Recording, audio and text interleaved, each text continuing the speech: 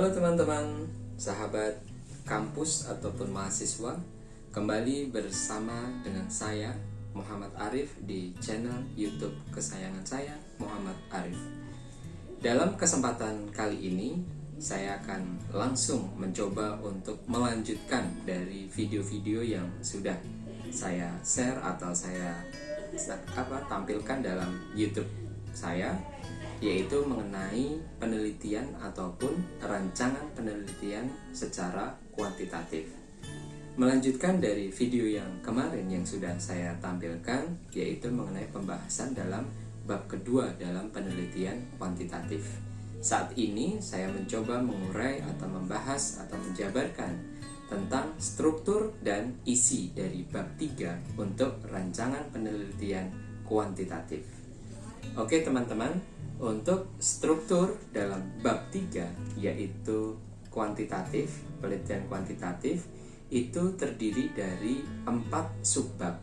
Yang pertama yaitu landasan filosofis dan jenis penelitian.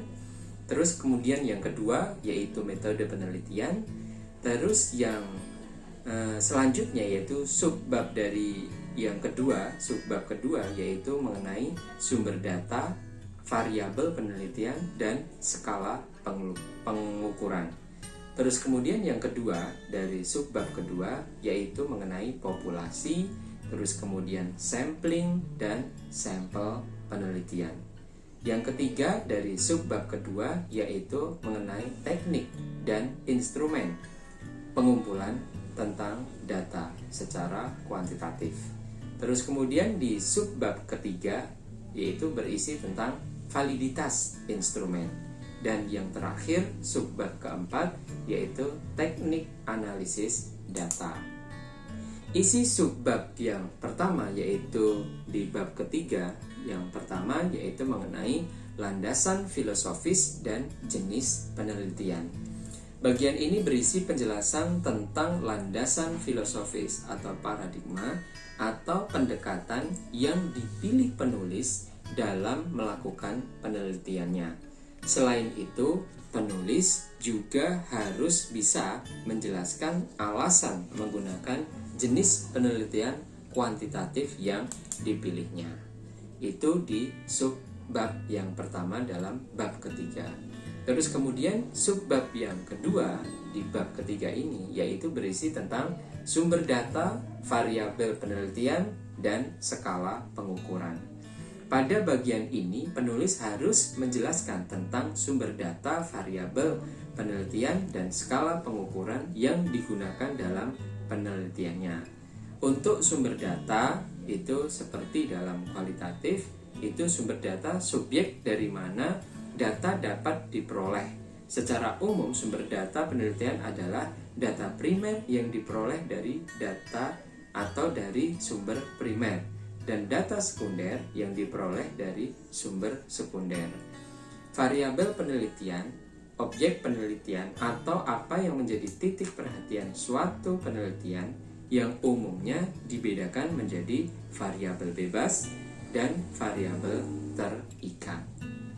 Jenis dan sumber data dalam penelitian kuantitatif, yaitu jenis data itu sama, yaitu untuk satu, primer itu diperoleh langsung dari narasumber atau informan atau partisipan. Kedua, sekunder tidak diperoleh langsung dari narasumber atau informan atau partisipan, atau berupa dokumen publik dan dokumen pribadi.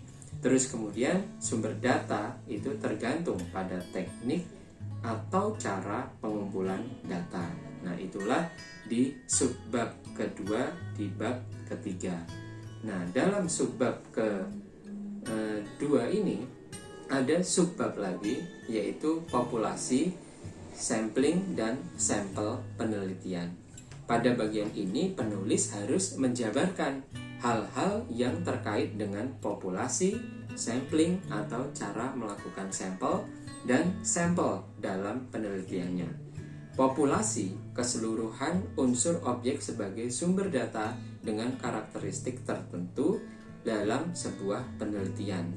Terus kemudian sampling, yaitu teknik atau cara pengambilan sampel yang digunakan oleh peneliti jika peneliti memiliki pertimbangan-pertimbangan tertentu di dalam pengambilan sampelnya. Terus kemudian yang terakhir yaitu sampel penelitian, yaitu sebagian atau wakil dari populasi yang diteliti. Itu di subbab kedua, di bab subbab yang kedua. Terus kemudian di subbab yang ketiga itu teknik dan instrumen pengumpulan data.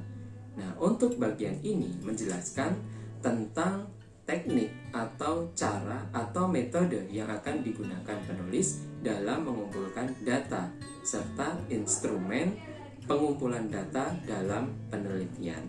Nah, itu di subbab kedua. Terus kemudian di subbab ketiga atau dalam validitas instrumen, ini bagian ini menjelaskan pengukuran yang menunjukkan tingkat-tingkat kesahihan atau validitas ukuran suatu instrumen terhadap konsep yang akan diteliti. Sebuah instrumen dikatakan sahih atau valid apabila mampu mengukur apa yang diinginkan. Dengan kata lain, sebuah instrumen dikatakan sahih atau valid apabila dapat mengungkap data dari variabel yang diteliti secara tepat. Nah, itu di subbab ketiga tentang validitas instrumen. Kemudian yang terakhir di subbab keempat di bab 3 yaitu teknik analisis data. Setelah data-data yang diperlukan itu semuanya sudah kita kumpulkan, maka langkah selanjutnya adalah menganalisis data. Bagian ini menjelaskan cara atau teknik analisis data untuk penelitian dengan pendekatan kuantitatif. Dengan demikian, pada bagian ini penulis seharusnya menunjukkan rencananya dalam menggunakan statistik untuk melakukan analisis secara kuantitatif. Nah, itulah teman-teman untuk pembahasan atau penjabaran penjelasan dari bab 3 yang pada kali ini bisa kita sampaikan. Semoga bermanfaat untuk teman-teman, terutama untuk mahasiswa yang akan melaksanakan skripsi. Sukses selalu dalam melaksanakan tugas-tugas yang ada dan tetap semangat sehingga apa yang kita inginkan bisa terwujud dengan baik. Terima kasih, sampai bertemu lagi di channel yang akan saya sampaikan berikutnya.